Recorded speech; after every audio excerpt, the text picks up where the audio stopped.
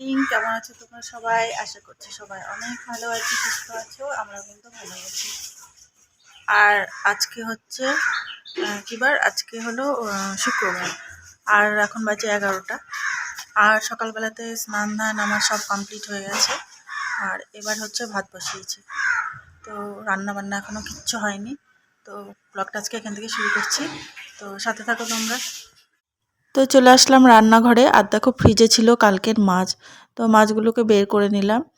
তো এখন ভাবছি যে মাছের মাথাগুলো যে রয়েছে সেটা দিয়ে করবো হচ্ছে বাঁধাকপির ঘন্ট। আর বাঁধাকপির ঘন্টটা মাছের মাথা দিয়ে খেতে কিন্তু ভালোই লাগে। তো সেই জন্য ভাবলাম যে প্রথমে এটাই করে নিই। তো মাথাগুলো প্রথমে ভেজে নিলাম লাল লাল করে। আর এদিকে বাঁধাকপিটাও কেটে নিয়েছিলাম। দিয়ে এবার হচ্ছে বাঁধাকপিটা বসাবো আর কি।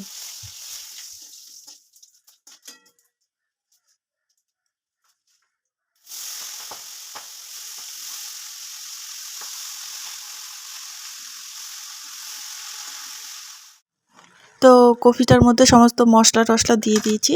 আর তারপর কেটে রাখা টমেটো আর মটরশুঁটিটাও দিয়ে দিলাম। দিয়ে এবার এটাকে ঢাকা দিয়ে ভালো করে কষতে দেবো।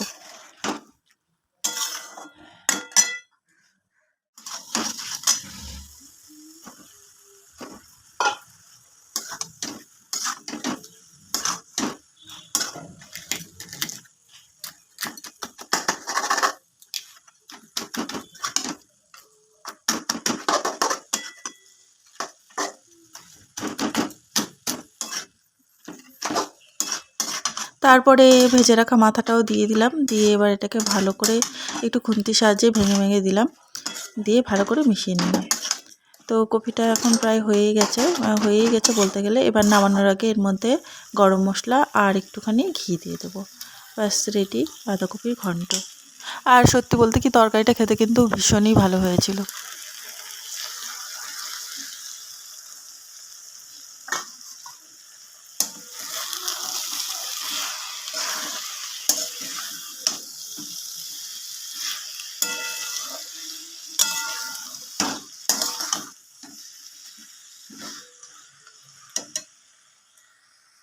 তারপরে সকালবেলাতে জলখাবার খেয়েছিলাম পায়েস দিয়ে মুড়ি। আর জলখাবারটা শেষ করে তারপর চলে আসলাম পরের রান্নাতে। মানে মাছের ঝোলটা বাকিই ছিল। আর দেখো, আজকে ঝোলটা করেছিলাম হচ্ছে ফুলকপি আলু দিয়ে ধনেপাতা দিয়ে কাতলা মাছের ঝোল। তো ঝোলটা হয়ে গেছে। আর দিয়ে দিলাম ভাজা মাছটা। তো মাছটা দিয়ে আর ঝোলটা খুব একটা বেশি রাখিনি আজকে। আর এই ফুলকপি আলু দিয়ে ধনেপাতা দিয়ে ঝোল খেতে আমরা সবাই ভালোবাসি। আর শীতকালে এটা খেতেও ভালো লাগে যদিও। তো নামানোর আগে দিয়ে দেবো হচ্ছে ধনেপাতা, যেটা ছাড়া একদম অসম্পূর্ণ। আর ধনেপাতাটা দিলেই যেন টেস্টটা আরও বেশি দ্বিগুণ হয়ে যায়।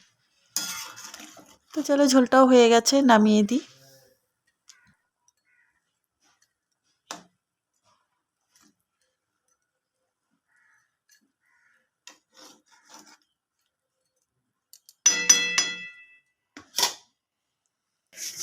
এটা ঢালাই হবে? ঢালাই হবে, রাব ঢালাই। ওই যে ওগুলো করে দিয়ে যেরকম রাব ঢালাই, হ্যাঁ, এটাও রাব ঢালাই হবে। বসাবে বলছে, খুব চালগুলো বসাবে টাইলস। ও, এখানে পা দেওয়া যাবে না?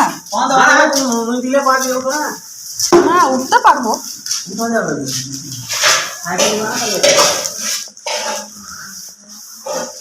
ও, এটা তো প্লাস্টার হয়ে গেল।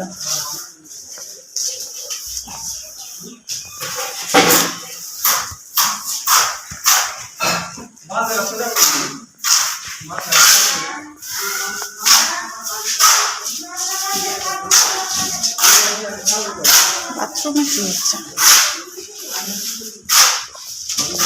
উপরে যাই।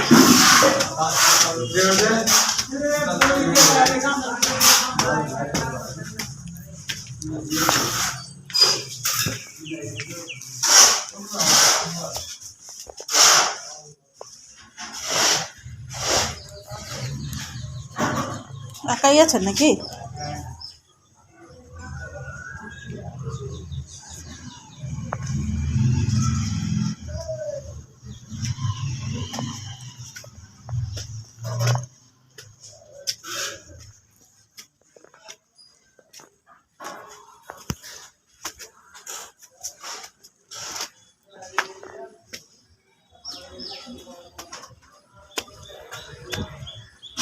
ছাদ ঢালাইয়ের পর আর দেখানো হয়নি।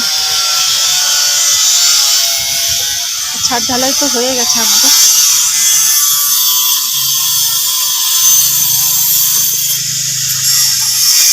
ছাদে এখন জল দেওয়া আছে।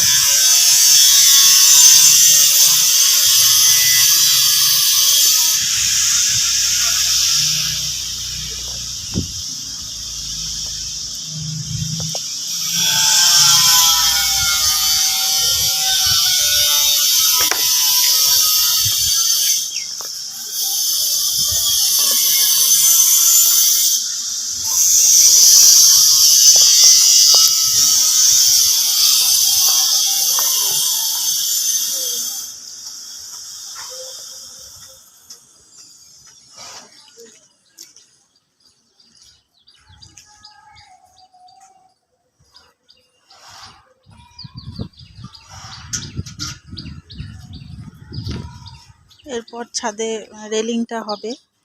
আজকে আর হবে না রেলিংটা, নিচে ফিনিশিং এর কাজ হচ্ছে। বেশ সুন্দর রোদ, এখানে একটুখানি বসি। ঘরে এত ঠান্ডা।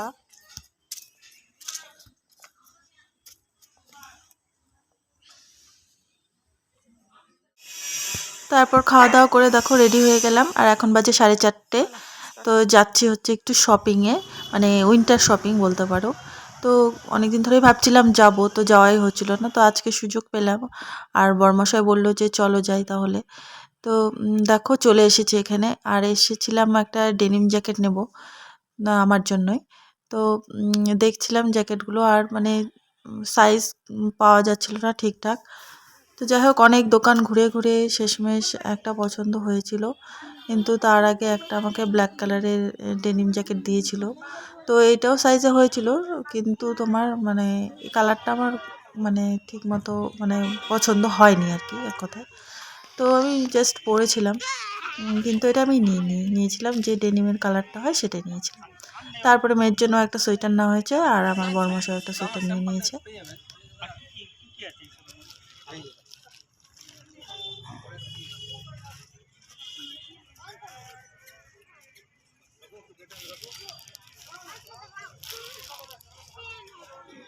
তোমার কোনটা ভালো লাগছে?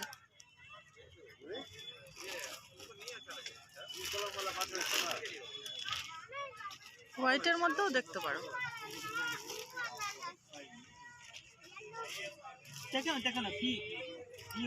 গোল গোল গলা।